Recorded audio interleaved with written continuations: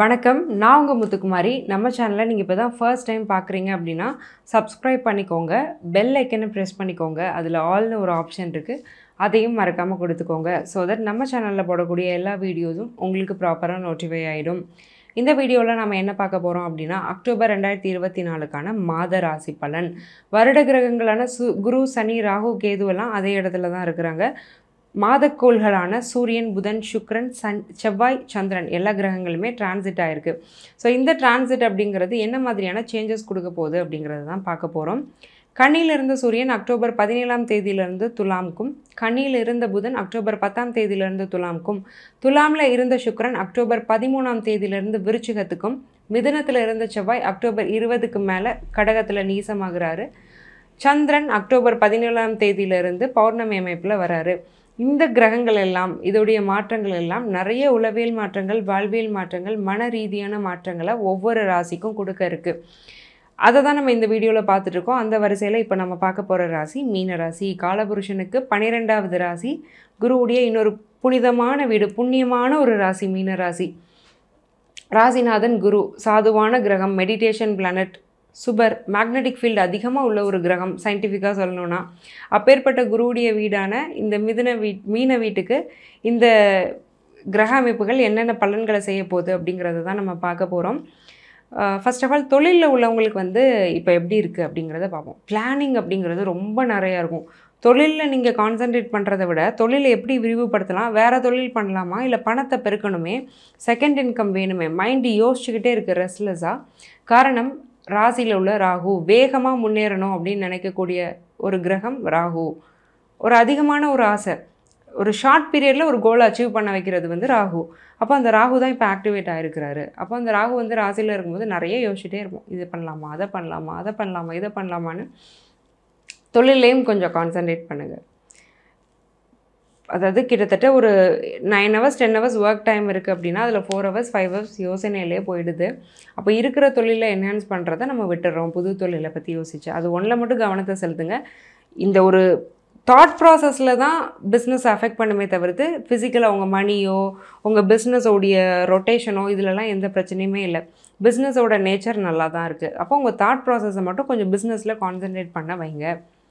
சரிங்க, நாங்கள் பிஸ்னஸ்லலாம் இல்லை, நாங்கள் வேலையில் தான் இருக்கோம், எங்களுக்கு வேலை எப்படி இருக்குது அப்படின்னு நீங்கள் கேட்டிங்கன்னா, 10ஆம் அதிபதி குரு 3ல் அதிகமான முயற்சி அப்படிங்கிறது வேலையில் தேவைப்படுது. பட் சின்ன சின்ன problems and complications, jobs insecurity கூட வேலையில் இந்த மாதம் வர்றதுக்கு வாய்ப்பு இருக்குது.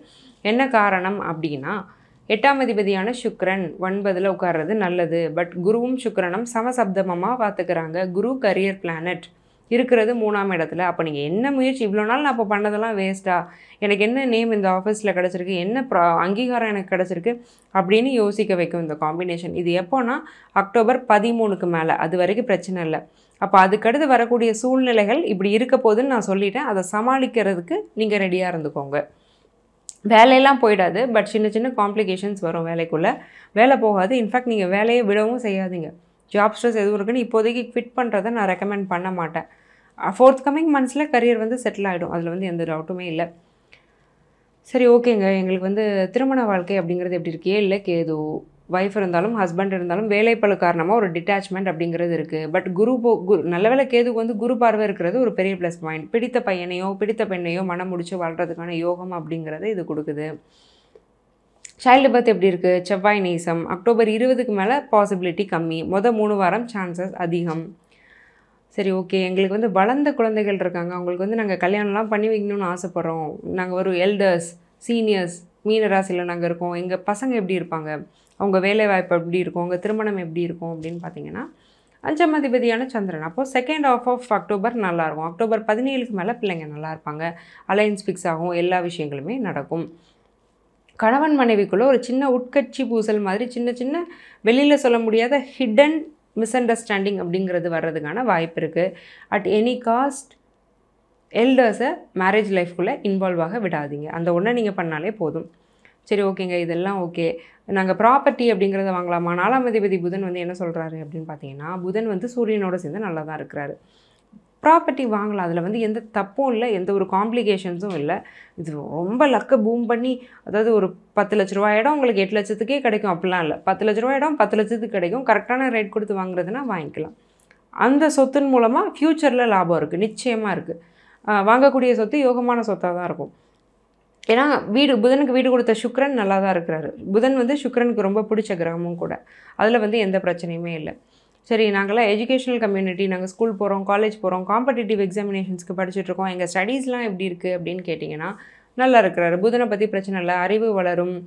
மக்கப் பண்ணவங்க கூட கொஞ்சம் பைஹார்ட் பண்ணுறதெல்லாம் விட்டுட்டு கான்செப்ட் என்னன்னு புரிய ஆரம்பிப்பீங்க. UPSC, state public service commission, SSC, staff selection commission, bank எக்ஸாம்ஸ்லாம் எழுதுகிறவங்க எல்லாத்துக்குமே நல்லாயிருக்கும். நிறைய பேர் ப்ரிலிம்ஸ் கிளியர் பண்ணிட்டு மெயின்ஸுக்கு வெயிட் பண்ணிருந்தீங்கன்னா செகண்ட் ஃபேஸுமே நீங்கள் கிளியர் பண்ணுறதுக்கான வாய்ப்பு அப்படிங்கிறது ரொம்ப ஸ்ட்ராங்காக இருக்குது. ஏன்னா 6th houses basically winning. October 17க்கு மேலே பௌர்ணமி சந்திரன் ரொம்ப ஸ்ட்ராங்காக இருக்கிறதுனால winning in competition, winning in competitive examinations are highly possible. ரொம்ப நல்லா இருக்குது, வின் பண்ண போகிறீங்க, ஜெயிக்க போகிறீங்க. அரசு வேலைக்கான பிராப்தமும் ரொம்பவே ஸ்ட்ராங்காக இருக்குது. மீனத்துக்கு ஹெல்த் எப்படி இருக்குது? இதெல்லாம் ஓகே. ஹெல்த் வந்து எங்களுக்கு எப்படி இருக்குது அப்படின்னு நீங்கள் கேட்டுக்கிட்டிங்கன்னா, சூரியன் புதனோட சேர்ந்துருக்கிறாரு. அப்பா வழியில் ஹெரிடிட்ரியாக ஏதாவது ஒரு பிரச்சனை இருக்குது அப்படின்னா, உங்களுக்கும் ஒரு 40-50 வயசை நீங்கள் நெருங்குறீங்க, 40லேருந்து ஒரு 50-60 வயசுக்குள்ளே இருக்கிறீங்கன்னா, அப்பாவோட அந்த ஹெரிடிட்ரி டிசீஸ் அப்படிங்கிறது அஃபெக்ட் ஆகிறதுக்கான ஒரு சின்ன வாய்ப்பை இந்த மாதம் கொடுக்குது. அப்படியே ஆகிடும்னு இல்லை, ஜாதக கன்சல்டேஷன் ஒன்று எடுத்துக்கோங்க.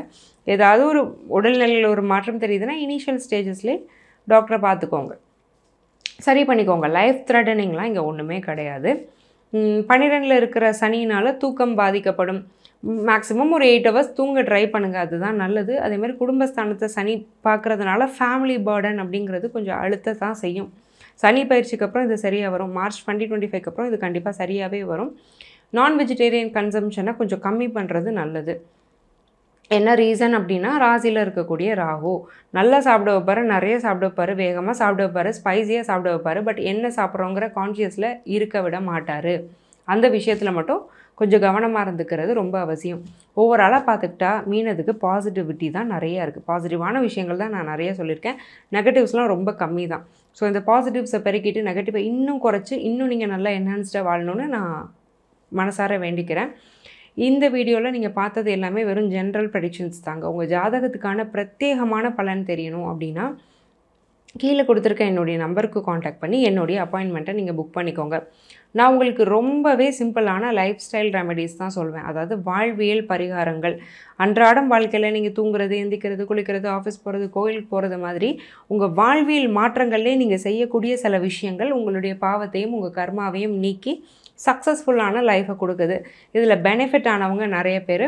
அந்த வரிசையில் நீங்களும் இடம்பெறணும்னு நான் மனசார வேண்டிக்கிறேன். ஆல் தி வெரி பெஸ்ட் மீனம். நன்றி, வணக்கம்.